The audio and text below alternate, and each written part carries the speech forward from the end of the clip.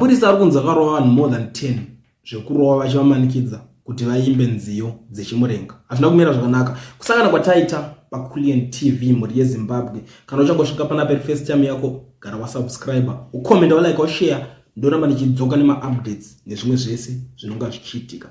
Nyaya ndanayo nhasi ndakakubatirai inyaya iri kunzi yabva kuitika mazuva ayo atiri atangobva mukubuda.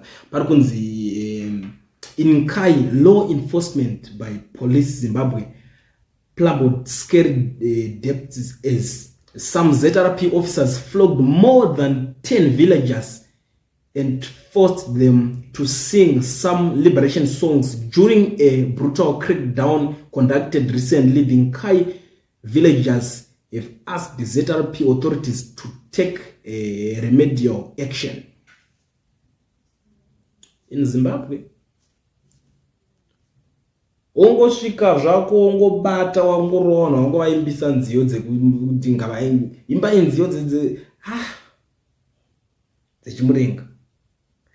I understand kuti vamwe vanhu ma-law enforcement vamwe kunogona kune mamwe ma-juniors bekuti vanenge vachiri nedzungu nebasa iri zvekutoita. Unoona sometimes usonyona kuti ukadhila na senior police officer nditi vanhu vanozodedzawo ma-senior police officers zvakasiyana kuti nedzungu under bribe, under corruption chinchi. It's not like that. Vamwe vacho mature mu this game. Saka munhu wekuti mature ane makore ari mubasa irori zvimwe zvinhu achangoite so akurumidza akurizina zvakanyanya kuti I know this is not right. Munhu asonzwa so izvo hazvikwe zvakomana musadaro anditi vakuziva kuti but team rimwe reyari kuti vanenge vachangobva kumhanya vachiri nepressure vekuti vanoda kutsvaga zita kubasa.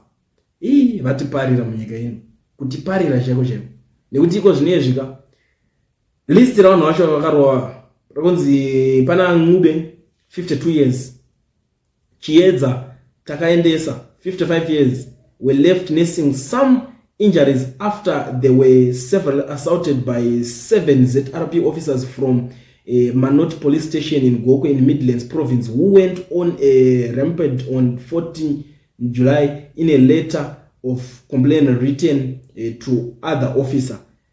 Sifiwe Sibanda, aged 18,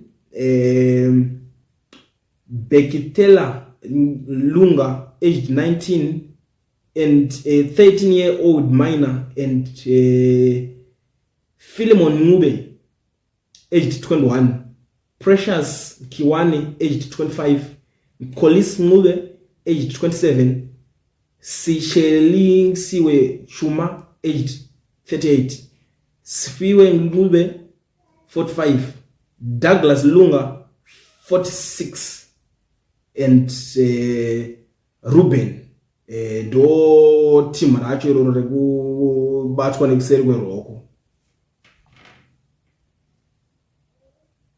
Ndo zvinhu zvacho.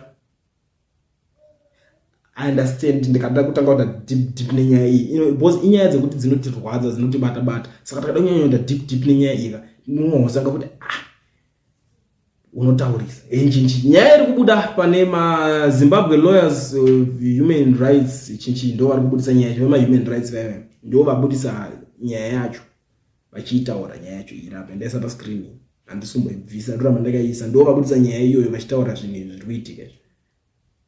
Amene kuti takwenda kupisa nyika vanhu vacho ndo zvavakuita vakungorova.